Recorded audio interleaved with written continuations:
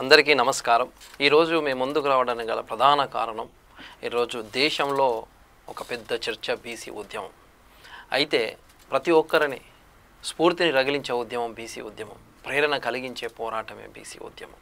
ఈరోజు మోడీని కేంద్ర ప్రభుత్వాన్నే కదిలించే పరిస్థితి వచ్చింది. ఈరోజు న్యాయం చేసే వారి వెంటనే బీసీలు అండగా నిలబడతారని, కుట్ర చేస్తే చరిత్ర తగిన బుద్ధి చెబుతుందని తెలియజేస్తున్నాను. ఈ సందర్భంగా ఇప్పుడు దేశం మొత్తం గల్లీ నుంచి ఢిల్లీ దాకా చర్చ ఒకటే. రాజ్యాంగంలో పొందుపరిచిన హక్కులైన బీసీలకు సామాజిక న్యాయం, సమానత్వం ఎప్పుడు వస్తుందని, ప్రజాస్వామ్య దేశంలో వెనుకబడిన కులాలకు రిజర్వేషన్లు ఎప్పుడు అమలవుతాయని ఒక చర్చ. స్థానిక సంస్థల్లో రిజర్వేషన్ల పెంపుపై అసెంబ్లీ ఆమోదించిన 2 బిల్లులు 9వ షెడ్యూల్లో ఎప్పుడు చేరుతాయి, ఎప్పుడు చేరుస్తారని, గల్లీ నుంచి ఢిల్లీ దాకా బీసీ ఉద్యమం పార్లమెంటు చట్టం వచ్చే వరకు ఈ ఉద్యమం ఆగదని తెలియజేస్తూ ఉన్నాను.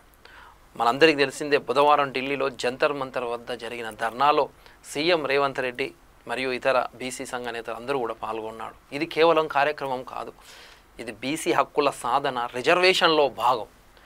గల్లీ నుంచి ఢిల్లీ దాకా ఉద్యమాన్ని రచించే విధంగా మలచడమే ఉద్యమ బలోపేతానికి నిదర్శనంగా తెలియజేస్తూ ఉన్నాను. బీసీలకు 42% రిజర్వేషన్లు కల్పిస్తూ ప్రవేశపెట్టిన బిల్లుపై సభ ఏకగ్రీవ తీర్మానాలు మనందరం చూసాం.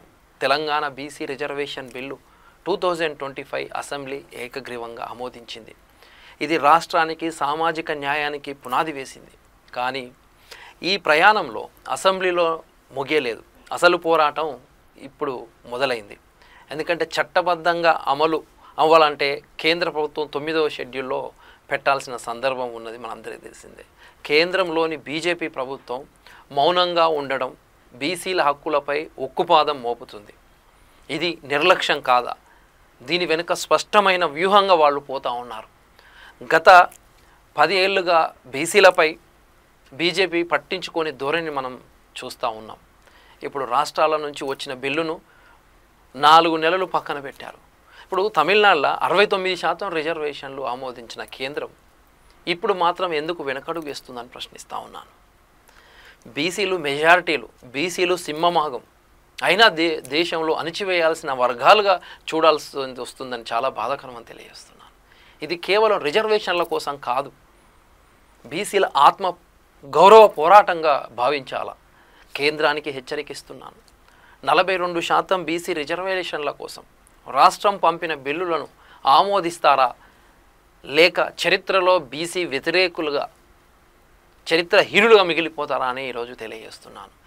దేశంలో మెజారిటీ బీసీలకు వ్యతిరేకంగా మీరు పోవడము, ఇది ఓటమికి దగ్గరగా వెళ్ళడమే అని నేను హితవు చెప్తున్నాను.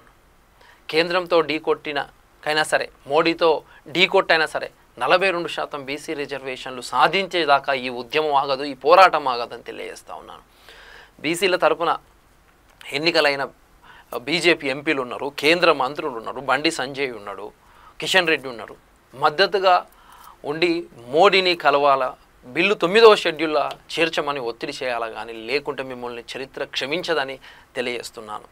అయితే బీజేపీ బీసీ నేతలు ఆత్మ పరిశీలన చేసుకోవాలా. తమ వర్గం కోసం ఒక్క మాట మాట్లాడే నేతలను చరిత్ర క్షమించదు, చరిత్రహీనులుగా మిగిలిపోతారని తెలియజేస్తున్నాను. ఈ బీసీ రిజర్వేషన్లలో ముస్లింలను తొలగించాలనే డిమాండ్ను ఈరోజు బండి సంజయ్ కావచ్చు, మరి బీజేపీ తెరపైకి తీసుకొస్తుంది. దాన్ని ఓ బూచిగా చూపించి బీసీ హక్కులను కాలరాయడం కరెక్ట్ కాదు. బండి సంజయ్ వ్యాఖ్యలు చాలా బాధాకరం. ముస్లింల కోసం ధర్నా అంటాడు ఆయన. అక్కడ బీసీల కోసం ధర్నా చేస్తే ముస్లింల కోసం ధర్నా. అలాంటప్పుడు బీసీలకు న్యాయం అడగడమే పాపమా, వాళ్ళు అడగడమే పాపమా అని ప్రశ్నిస్తున్నాను. సరే, కాంగ్రెస్ వైఫల్యం కూడా ఉన్నది, ధర్నాకు బీసీల మద్దతు కరువైందని బండి సంజయ్ చెప్పిండు. అయితే సరే, అందరినీ కోఆర్డినేషన్, అన్ని బీసీ సంఘాలను కోఆర్డినేషన్ చేసడంలో ఎంతో కొంత అది ఉంటుంది కాబట్టి కొంత ఒక సామాజిక వర్గానికి అట్లని కాదుకుంటే కొంత ఆ వ్యాక్యూమ్ అనేది ఉంది వాస్తవానికి. సరే, బీసీలకు 42% రిజర్వేషన్లు అమలుకు పార్లమెంటులో చట్టం అవసరం. కేంద్రం వెంటనే బిల్లును 9వ షెడ్యూల్లో చేర్చాలని డిమాండ్ చేస్తూ ఉన్నాను. తెలంగాణ బీజేపీ ఎంపీలు నిజంగా బీసీలకు న్యాయం చేయాలంటే కేంద్రంపై ఒత్తిడి తేవండి, లేకపోతే రాజీనామా చేయండి అని ఈ సందర్భంగా తెలియజేస్తూ ఉన్నాను. జై బీసీ, జై పూలే.